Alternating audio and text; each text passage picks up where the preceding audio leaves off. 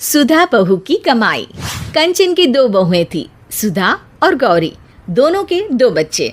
गौरी नौकरी करती, पैसे कमाती और लोगों को बातें सुनाती, तो वही सुधा अपने और गौरी के बच्चों को पढ़ाती, लिखाती, उनका ख्याल करती और घर का सारा काम भी करती।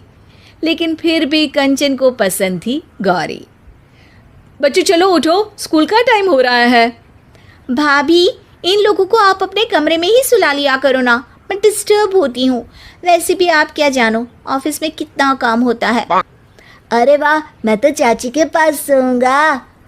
अरे नहीं नहीं बेटा, बच्चों को माँ के पास ही सोना चाहिए। ये बोलकर सुधा बच्चों को साथ लेकर बाहर आ जाती है।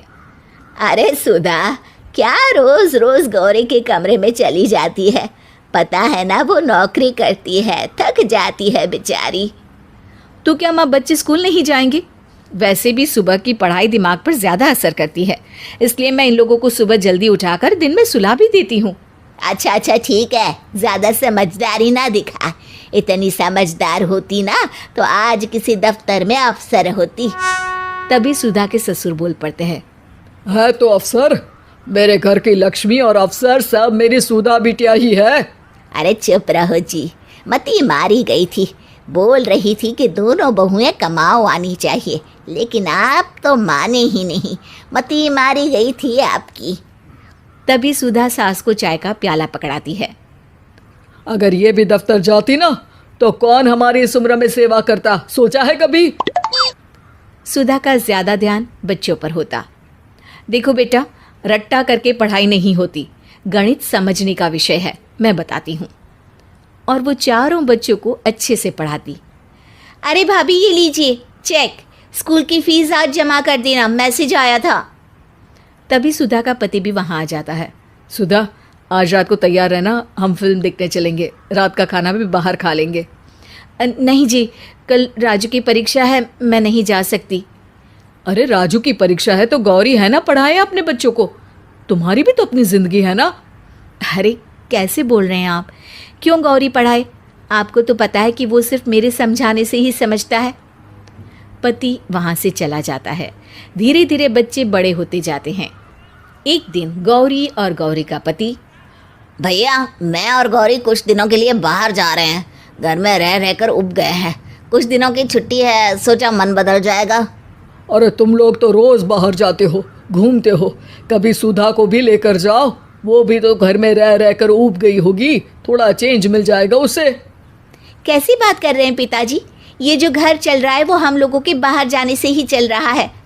और हाँ, हमने कभी मना नहीं किया कि भाभी बाहर ना जाए। अरे बाबूजी कहाँ, समय ही कहाँ है। बच्चे छोटे थे तब तो सोच भी सकती थी, अब तो बड़े हो गए हैं, जिम्मेदारियां भी बढ़ गई है, मैं नहीं जा सकती। अरे रहने दो सुधा, बच्चे छोटे थे तब भी तुम कहाँ निकलती थी। तभी सुधा की बेटी आ जाती है। माँ, आपके लिए खुशखबरी है, मैंने डॉक्टरी की परीक्षा पास कर ली है। अब आपकी बेटी जल्दी डॉक्टर बन जाएगी। ओह, मैं कितना खुश नसीब हूँ, मैं एक डॉक्टर का पिता कहलाऊंगा। और मैं डॉक्टर का चाचा। अरे आज तो अपने राजू की इंजीनियरिंग का रिजल्ट भी आने वाला था ना? आज नहीं, कल है गौरी, और उसके लिए कल तुम लोगों को कॉलेज भी बुलाया है। ओह, कल तो मेरी मीटिंग है, मैं नहीं जा सकती। और मेरी भी एक ज़रूरी इंटरव्यू है, मैं नहीं जा पाऊँगा।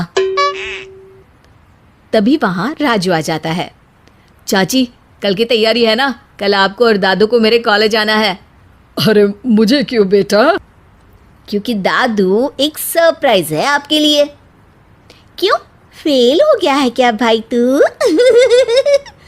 अरे चुप कर, मेरा राजू तो तुझसे भी अच्छे नंबर लाएगा। क्या बात है राजू, मम्मी पापा के लिए कुछ नहीं? हमें नहीं आना है क्या कल? अब आप तो बिजी होंगे ना, इसलिए नहीं कहा आपको। गौरी को बुरा लगता है। अब नहीं, मैं तो फ्री हूँ। हाँ, मैं भी, कल आ जाएंगे हम सब तुम्हारे कॉलेज में। अगले दिन कॉलेज के कार्यक्रम में स्टेज से प्रिंसिपल कहते हैं, और हमारे कॉलेज में आउटस्टैंडिंग परफॉर्मेंस से इंजीनियरिंग की परीक्षा सबसे अच्छे नंबरों से पास की राजू ने। राजू, स्टेज पर आकर अपना पुरस्कार लो और 2 शब्द बोलो। राजू स्टेज पर जाता है और माइक पर कहता है, मैं आज स्टेज पर बुलाना चाहूँगा उनको जिसके कारण मैं आज इस मकाम तक पहुँचा हूँ। मैं आज जो कुछ भी हूँ वो हूँ मेरी सबसे प्यारी। गौरी को लगता है कि उसका बेटा अब उसे स्टेज पर बुलाएगा। वो खड़ी हो जाती है। वो है मेरी सबसे प्यारी प्यारी प्यारी प्यारी सी चाची के कारण। मैं चाहूँगा कि मेरा ये पुरस्कार मेरे चाची के हाथों से मुझे मिले। गौरी का मुंह उतर जाता है। सब लोग घर वापस लौटते हैं। वाह, ये तो वही बात हो गई कि खाद कोई और डाले, फसल कोई और खाए। मेरे बेटे ने मुझसे तो पूछा ही नहीं, कमाई धमाई तो सब धरी की धरी रह गई। मैं राजू से बात करूंगी गौरी, तुम परेशान ना हो। अरे भाभी, जो होना था वो तो हो गया, अब क्या बात करेंगी। अच्छा होता कि मैं इंटरव्यू में ही चला जाता। तभी वहाँ ससुर जी आ जाते हैं। अरे बेटा, कमाई सिर्फ पैसों की ही नहीं बल्कि असली कमाई तो आपके संस्कारों की होती है। जो सुधा बहू ने कमाया, बच्चों के लिए दिया उसका त्याग और बलिदान, तो रंग तो आना ही था एक दिन।